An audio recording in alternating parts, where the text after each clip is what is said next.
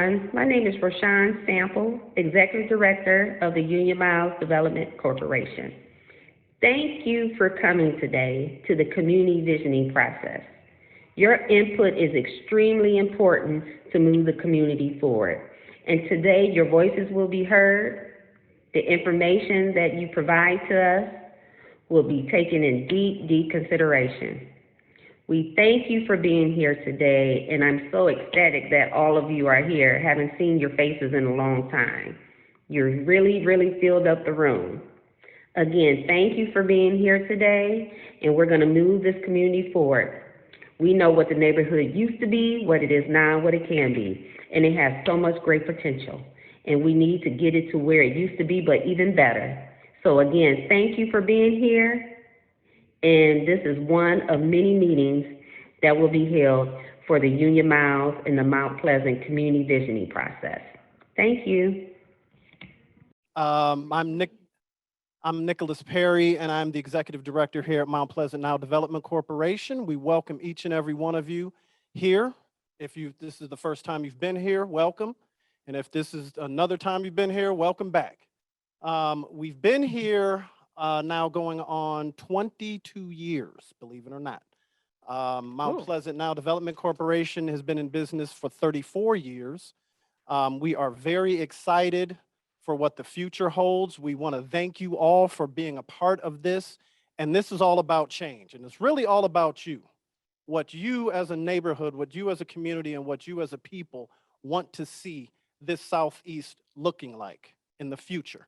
This is a very rare opportunity that we have together with all of the change with the administrative, council, even us, the willingness to speak up and the willingness to tell us what you want to see in the future is what will fuel the very future of these neighborhoods. And we want to ask that you just speak up, be engaged, let us know how you feel, make yourselves feel a part of this neighborhood, and by all means, come on back and see us. So we're going to hand this off back to, we have Miss Shelley Freed here. And we're going to hand it to her, hand this baton off. But thank you all. Thank you very much. You're welcome, Mr. Perry. Thank you. Good afternoon. I'm so happy to see everybody here. Can everybody at Mount Pleasant hear me? Great. Yeah. Great. Thank you. I wanted to welcome you. My name is Shelley Freed, and I am part of a 3-person team that is helping to lead the conversations for the visioning process for both Mount Pleasant and Union Miles. We are really excited this is our first community meeting as part of this process. And what we're interested in doing is really tapping into your big ideas. What do you aspire for this neighborhood, for your neighborhoods? And we want you to think big today. So thank you for coming. I wanted to walk through a couple of the logistics, which I'm sure David is going to go over. Because this is a hybrid meeting, anybody who is attending in person, you have comment cards. And we are asking that you use your comment cards to write down your ideas for the first 2 questions that we do today. In the second round, we're going to have some small breakout groups. There will be virtual breakout groups and there will be in-person breakout groups. During that time, we're going to take comments and we will also do some reporting back. So when we're doing small group work, you'll be talking amongst yourselves, somebody will be taking notes, and then one person will report out to the bigger group all of the ideas that came out of that conversation. So there will be 2 of those: small group work, report out, small group work, report out. David Jerka and Ben Herring are my 2 partners on this project. This is the first of several community meetings that we will be doing in Mount Pleasant and Union Miles. We will also be doing some smaller focus groups and one-on-one interviews. And the one thing that I would ask of this group is we would love to continue to see you.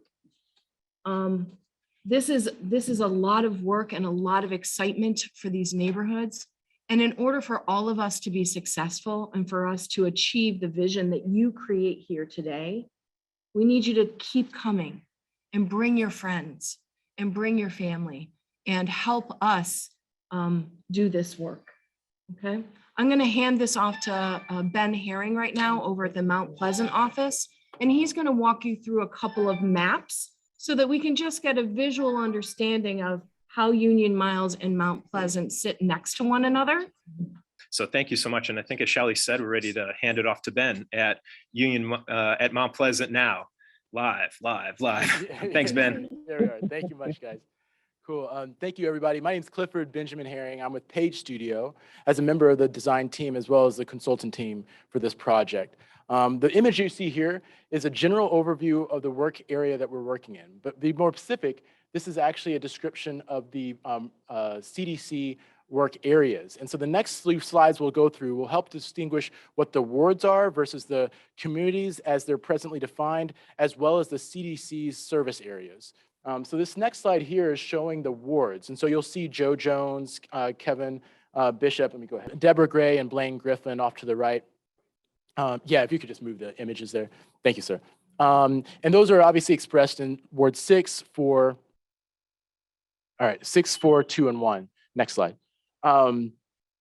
These two areas here are showing the neighborhood boundaries. And so the next slide you'll show here will also help us to distinguish then the difference between the neighborhood boundaries and then the CDC service areas. Next slide. Thank you, David. The first thing you'll notice here also is that the option C is where the service areas actually overlap. So this is the first distinction that I think might be useful to help see in the maps. Is not just that the CDCs have areas that are slightly different than the neighborhoods, but the CDCs actually already are caring for some of the same people right now as we presently exist. And here you can see how that overlap leaves a couple areas that are not presently represented in either one of the CDCs, but however are referenced within the neighborhoods themselves, Mount Pleasant and Union Miles. Next slide, Dave. Thank you. And here you can see the roads that distinguish each one of these areas. To the north, we have Kinsman. To the south, we have Miles. To the east, we have 93rd. And to the west, or to the east, we have Lee. And to the west, we have 93rd. Next slide, Dave. So as we're switching over to the other slides, we didn't just want to show the areas. We also to give everyone a kind of an idea of who we know is already in these neighborhoods. So this is just a general demographic overview of Mount Pleasant in particular. One of the first things you'll notice as we look at the population through ethnicity is that what we look like in this neighborhood is very clear. And for that matter, many of us may know this already, but the numbers also helped us to give a clear picture of how dramatic that distinction is. Almost 95%, almost 96% of all the population in Mount Pleasant are African American. Whereas you can see that little sliver up top is everyone other than the African American population and the Caucasian American population. And that little blue sliver to the right is about less than 2% of Caucasian Americans here in this neighborhood. Next slide. Lastly, you'll see here that Union Miles has a lot in common. One of the things we also want to draw some attention to here is the education and age distinctions. One of the things that perhaps wasn't as commonly expected when we talked to people in the neighborhood was exactly the age breakdown of the people living inside these regions. One of the things you'll notice if you look to the age is more than 50% of the population are between 18 and 64. However, 22% are actually under 18. So we actually have a significant percentage of our neighborhood is actually in young ages, like still in school, grade school even. And I think that obviously lends us to a really important point as we look around the room right now and see that there's a significant percentage of our community that isn't even necessarily represented in these meetings. And so ultimately, this will be kind of the benchmarks we'll be using as we move forward with the progress of our reports as well as our community engagement to make sure that we're hitting those benchmarks, that we're really reaching out to all members of the community. And these numbers will help us to set our goals for that. And so that's ultimately just helps to give you guys an idea of why we're going through these numbers early on in the process. Thank you again, David. I appreciate that. And with that, I'll turn it back over to you.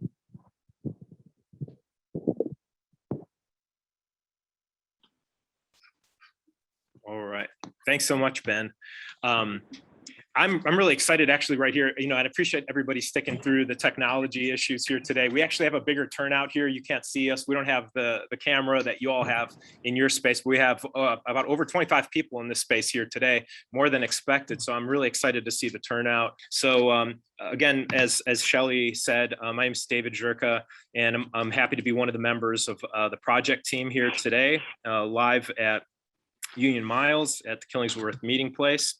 But it's not just the three of us on this project. I think importantly, I wanted to recognize 4 of our street team leaders who are paid members of our project team, 2 of whom are from the Mount Union, Mount Pleasant neighborhood. I had a friend that went to Mount Union. I don't know, I just combined the 2 from the Mount Pleasant neighborhood, and 2 neighbors from the Union Miles neighborhood. So I wanted to recognize Darlene Hodges, Jonaz Adams, Chantel Porter, and Miss W. Dean Hudson for working with us on the process so far. And I think if you all don't know them yet, you'll have more opportunities to meet them in the near future.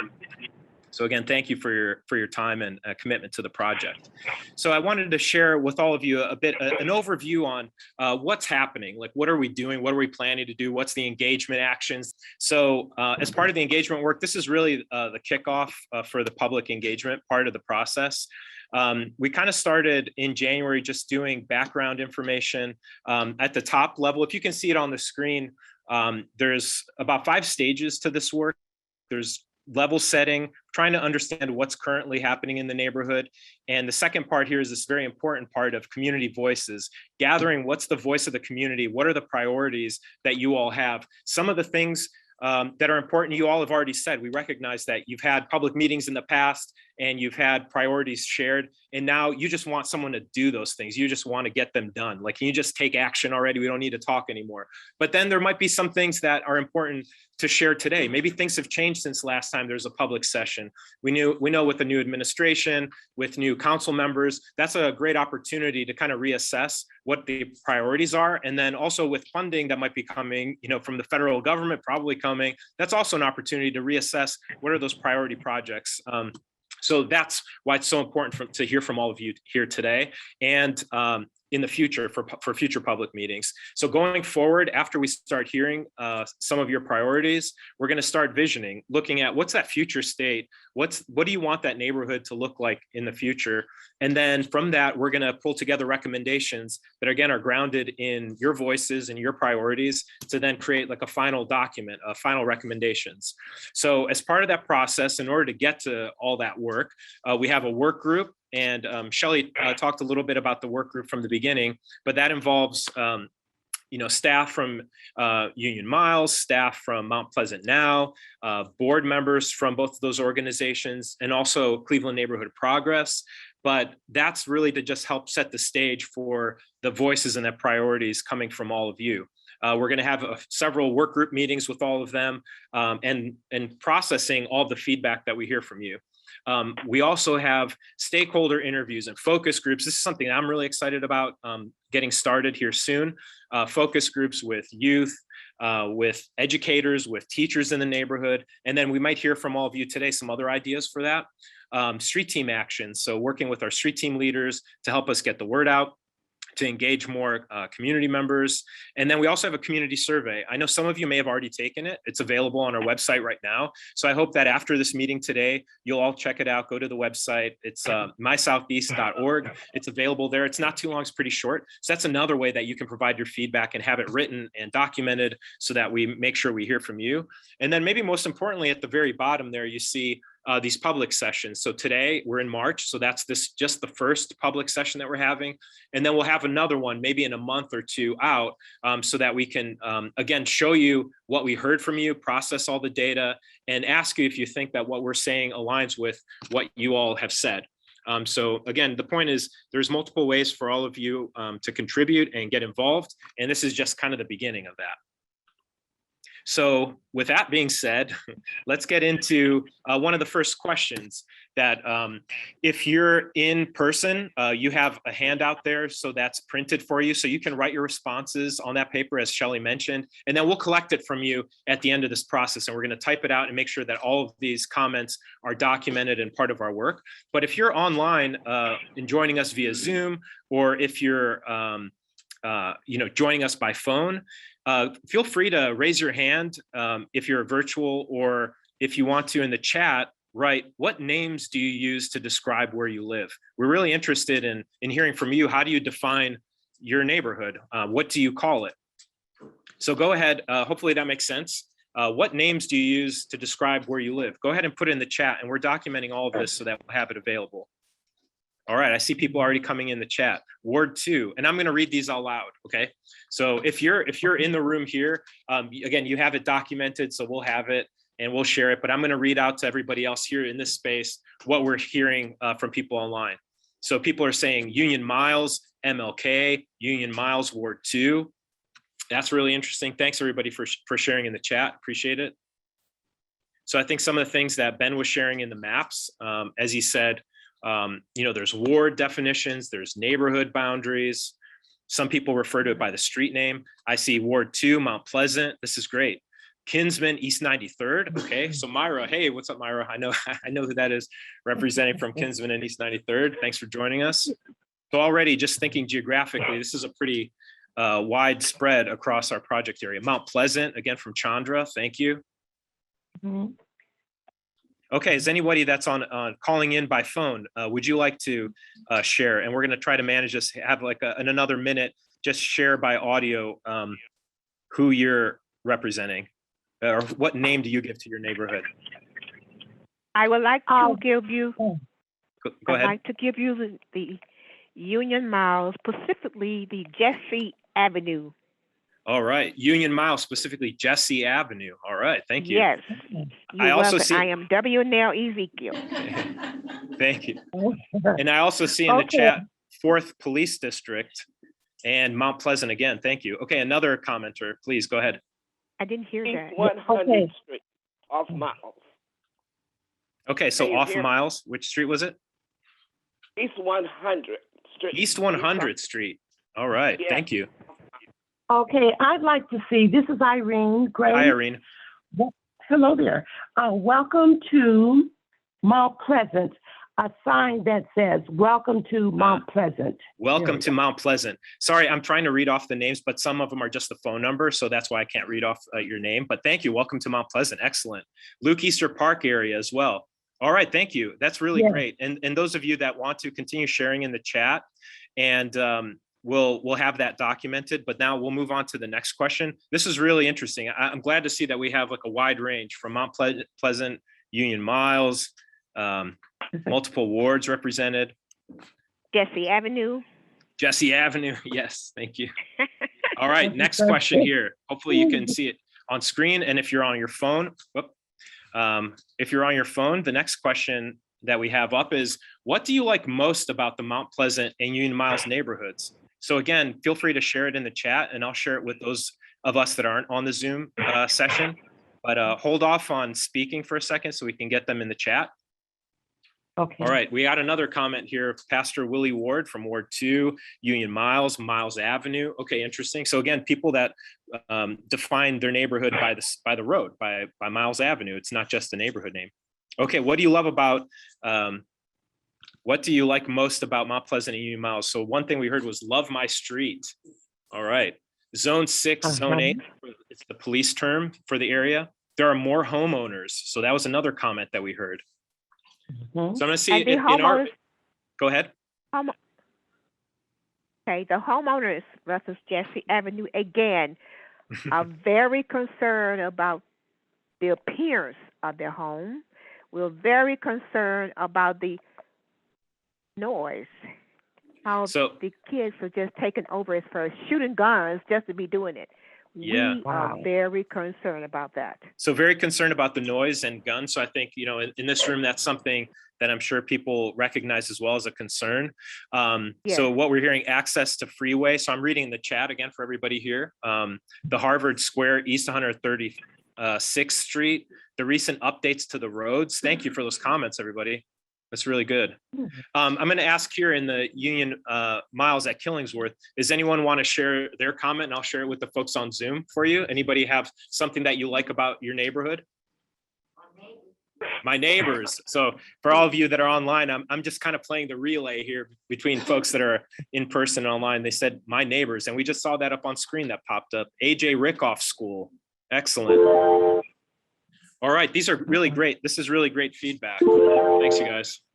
And again, I'll remind you that if you feel like you didn't have a chance to respond to this question, or if you have other ideas that come to mind, these are the kind of questions that we have in the survey. So if you fill out the survey, that's a great opportunity for you to make sure that you have your comments documented, as well as all of you that are writing them down on your paper. It's great. All right, we heard also in the chat, I'm going to say we heard community engagement, the community artwork. So that's another one, public art that we have seen. That's great. These are really interesting comments. Thank you, everybody. Okay, so we're going to move on to the next part, and this is where we'll get a little bit more interactive. So for those of you that are like, okay, enough with reading off of the chat, let's get to talk to one another. That's what we're doing now. So now we're going to move into 2 sessions that we're calling breakout group conversations. So for this session, if you're online, we're going to break up into 2 online breakout groups. And then if you're in person here, that's your own breakout group. And we're going to facilitate those individually with each group. So we'll have a breakout group here at Killingsworth, and then we'll have a breakout group at Mount Pleasant now. So the first question that I want you all to think about, and your facilitators will help you with this, is the question is, describe your vision of a healed and vibrant Mount Pleasant and Union Miles community. So again, the key words here are healed and vibrant, and just being transparent, these words are coming out of some of the responses we already got from the survey and some of the feedback that we were looking at from the past. So these are 2 ideas that it seems like residents feel represent what they want the future of the neighborhood to be. But the question is, what does that actually look like? What does it feel like? What's that daily experience from your perspective? So if these neighborhoods were healed and vibrant, what does that look like specifically? So that we don't just stay in generalities or abstract, but let's get some definitive responses. So right now we're going to set aside 15 minutes for the online breakout groups and for the in-person groups to speak. So I'm going to set that up for those of you that are online, just hold tight, and then you'll get assigned to your breakout group. And for those of you that are in person, you're ready to get started. So we'll give you 15 minutes. Thanks. All right, thanks for everybody that's coming back into the room now. I hope you had a great conversation. We're gonna get started and reporting back out. Hope you have one person ready to report out from each group, and we'll do that in less than a minute. Thanks. All right, everybody, thanks for joining us. We got a great turnout here. So I'm gonna report back first from my breakout group. We had a really good participation there. It was excellent. So here's what I heard, and I'm just gonna run through them. And as you report back, well, we don't have to discuss these because there's so much to get through, but we're gonna document all of these.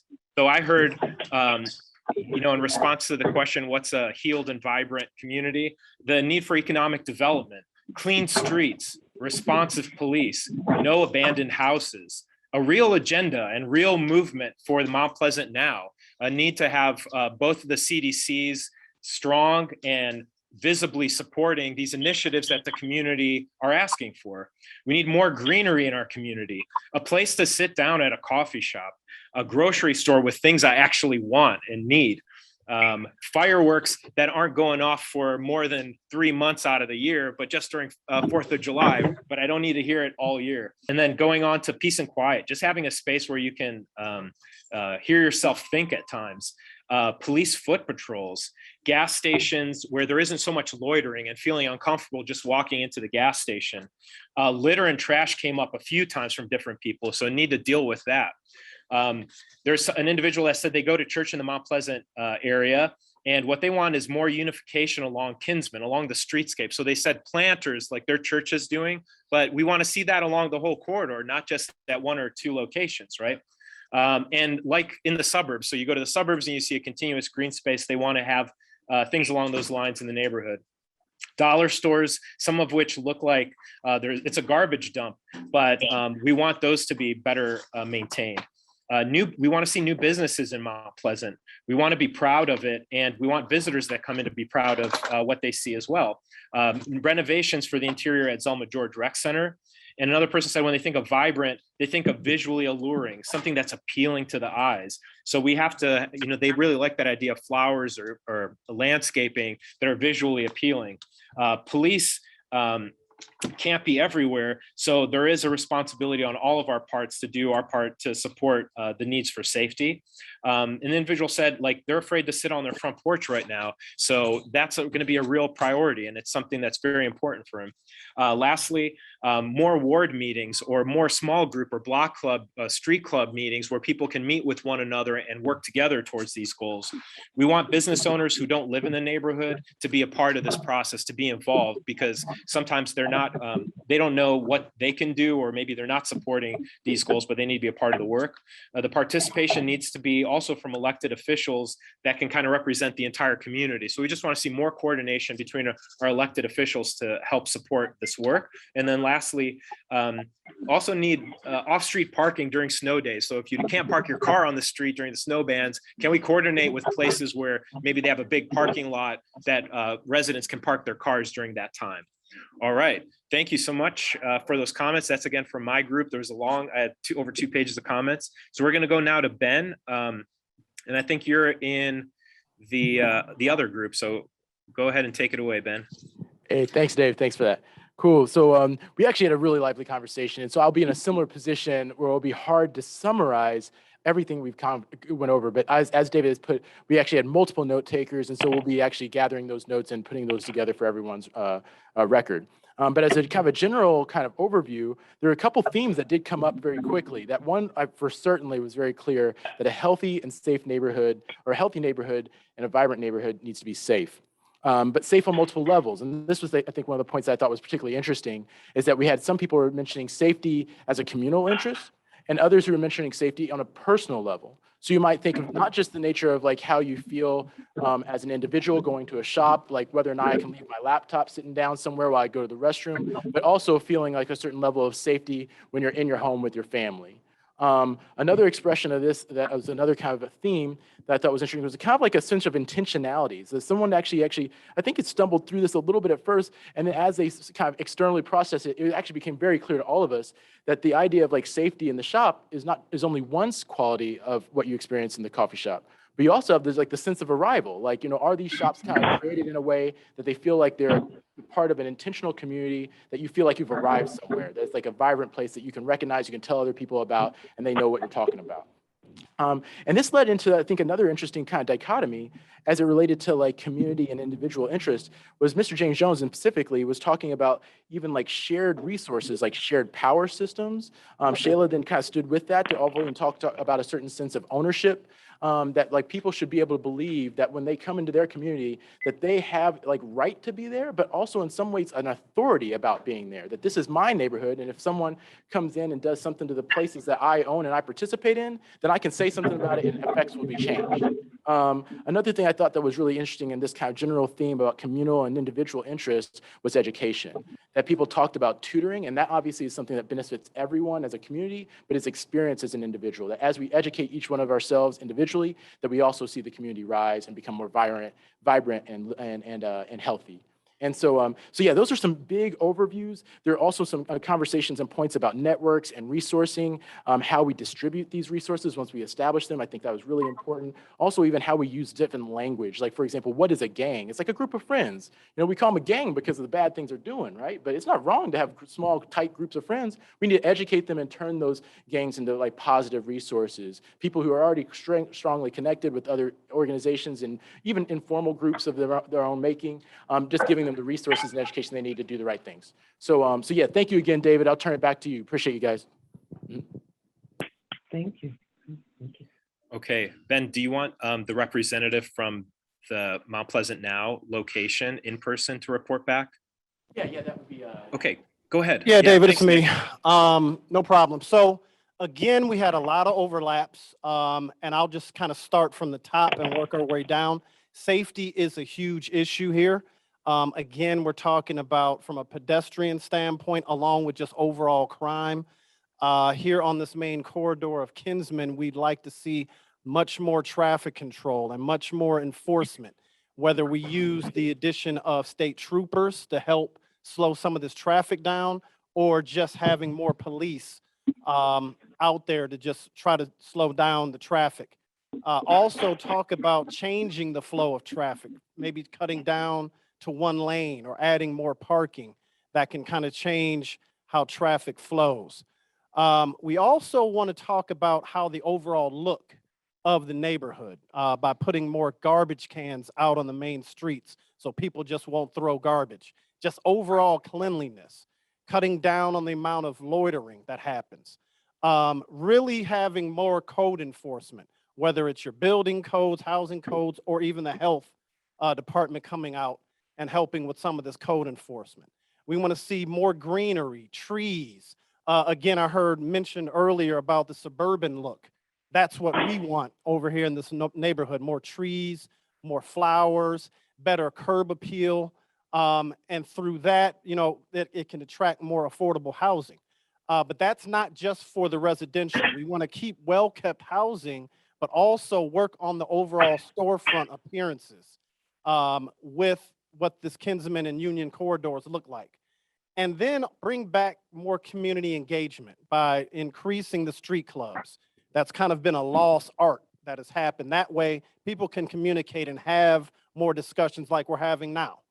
And talk about bringing in grocery stores and having access to healthy foods.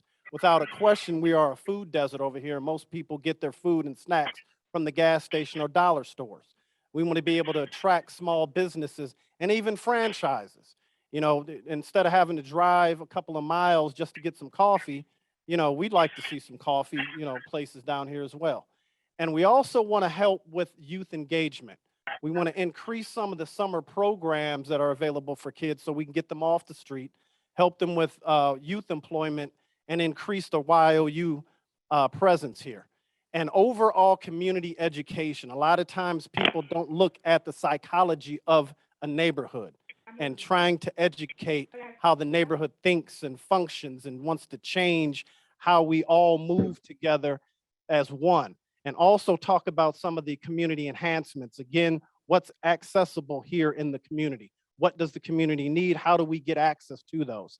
And one interesting part of trying to increase a police presence is create subsidized housing for the police, maybe with a tax subsidy or something like that, tax abatement, to bring back police into the neighborhood. We talked about people who live in Parma and Brecksville and drive in and try to police a neighborhood that they don't know.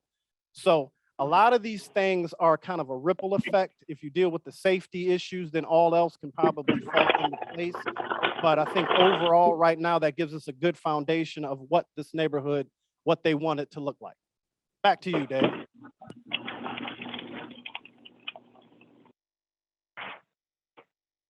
Great.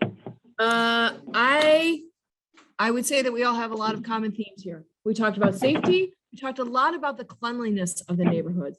There are a lot of different iterations of housing concerns, maintaining housing. What does new housing look like? What do we do with the vacant lots that aren't up to par, for example? One theme that came out of our discussion was the need for a core, I think somebody called it, a core center. It becomes a destination. It has retail. It has good supermarkets. It is a place where not only can the neighborhood shop and convene and recreate, but others who are driving into the neighborhood want to stop and stay and dine at a restaurant. The one difference that I didn't hear in the other groups was in our group, I think there was a decent amount of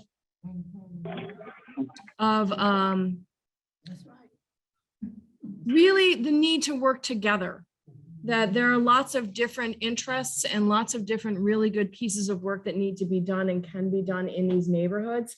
And that it's really important for us to come together and understand what our main strategy is and support other people as they do their project works within the neighborhood so that we are all helping towards the same cause. Is that fair from my group?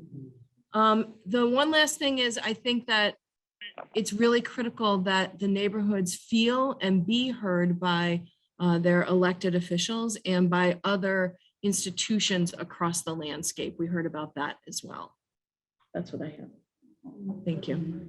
Shelley, thank you so much. Thanks to everyone who shared your feedback. I thought it was interesting to see that we have some commonalities, but also some unique perspectives. So we're going to type all this out and process the data and then present it back to you so that we can all see it in one kind of view and see what the commonalities are. Okay, so we have one more breakout session and we're actually doing pretty good with time.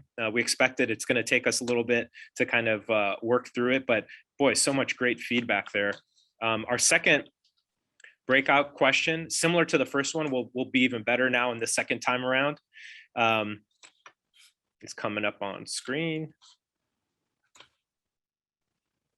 Okay, so our second breakout session are two parts to this question. So the first one is, from your perspective, what are the top priority actions needed to help residents of the Mount Pleasant and Union Miles communities? We heard a long list of things, right? And maybe someone else's idea kind of jogged your memory or thoughts about a project idea as well, right? But now we want to know, what are the top priority actions?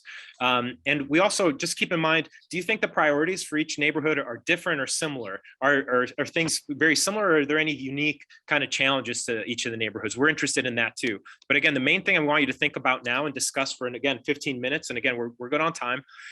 What are the top priority actions needed to help residents of both of these communities, okay? All right, so I'm gonna stop sharing. We're gonna do the same thing as before. We're gonna go in reverse order, folks. So we're gonna have Shelley from our space report back from Union Miles, and then we'll go to maybe Nick if he's doing it again, then Ben, then me. Cool? And then we'll wrap up. Good job, everybody. All right, so we had a lot of energy in this part of the conversation. Do you think that's fair? And I would say that the lead, there are two themes here that I heard, which was safety, and safety, and a number of different things around that, whether it's police presence. There are lots of different pieces to that safety piece.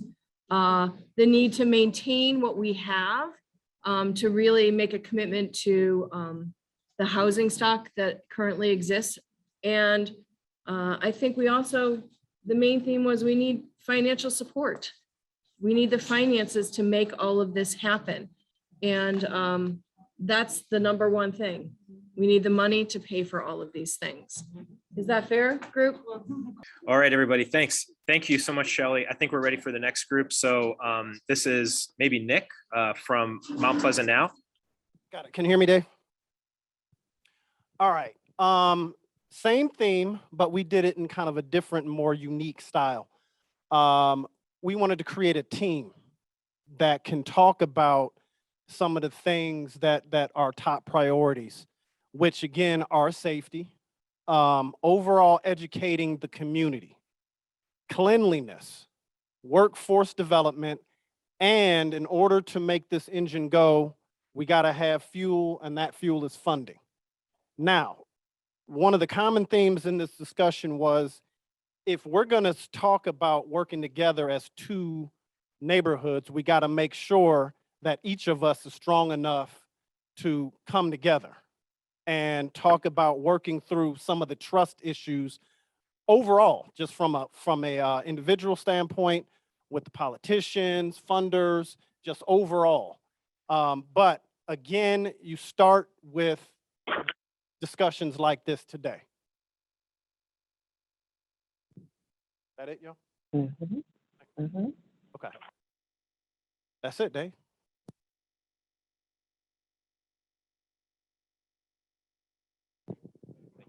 Ben, you're up next.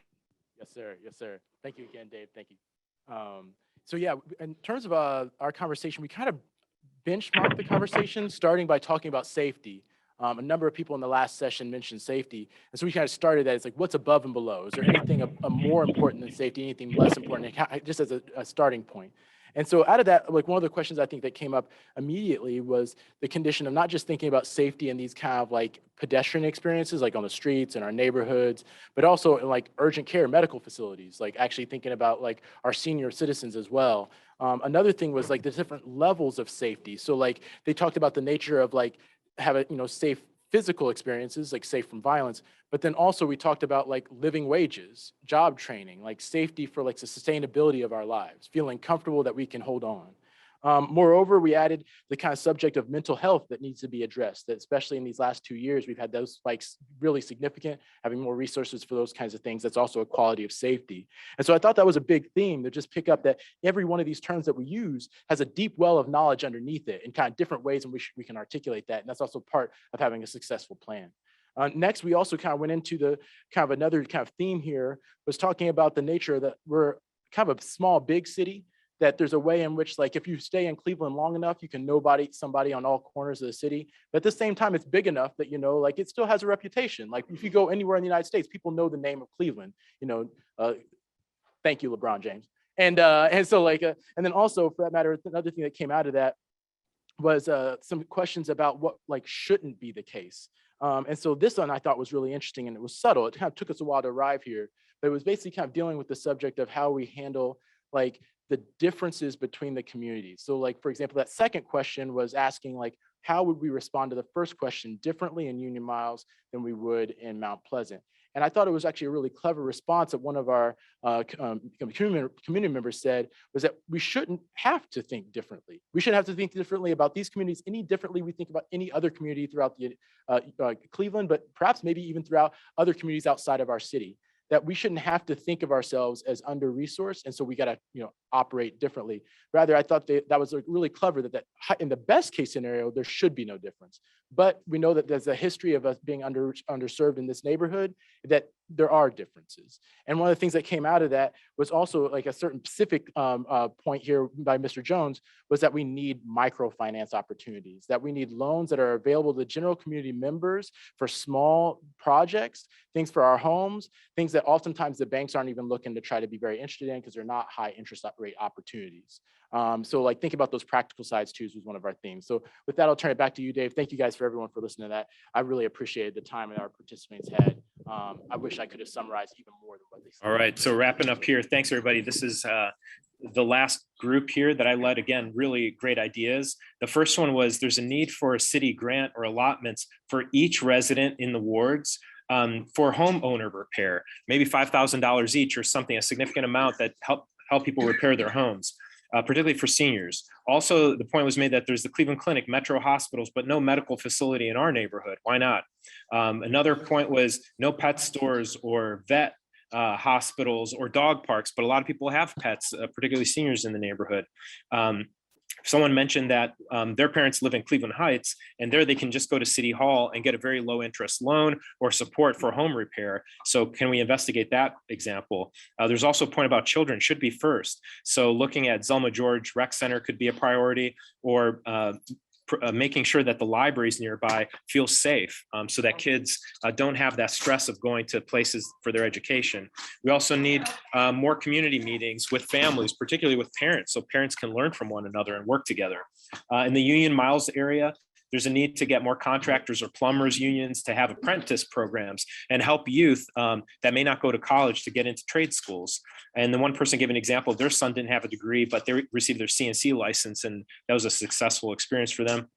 Also more police presence. And then lastly, you know, the point that there are programs, but sometimes the problem is that there's not enough coordination to get information out and then follow through to see where that money went. So just making the point that sometimes there are programs, but there needs to be better connectivity. And then there needs to be more parking at the CPL branches so that residents can attend. So thank you again, everybody, for those comments.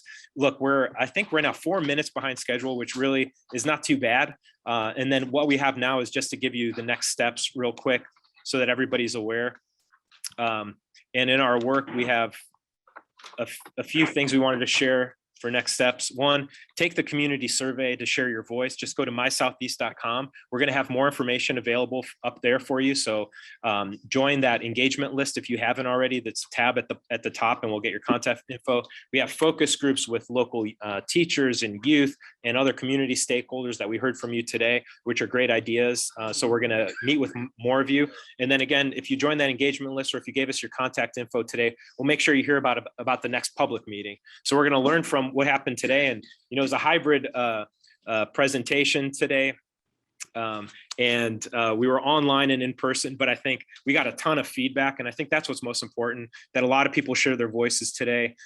We had more people participate than we expected even. So I think that's just a good sign of what's to come. So we're going to stick around. If you want to leave, since we said we want to keep everybody on schedule, we're at 7:05 right now. So 5 minutes after schedule, we're going to stick around. So if you want to keep discussing questions or comments for us or share ideas with our team, we're going to stick around. But if you want to leave, thank you. Thank you so much for participating today. All right. Thank you, MySoutheast. Yay. Yeah.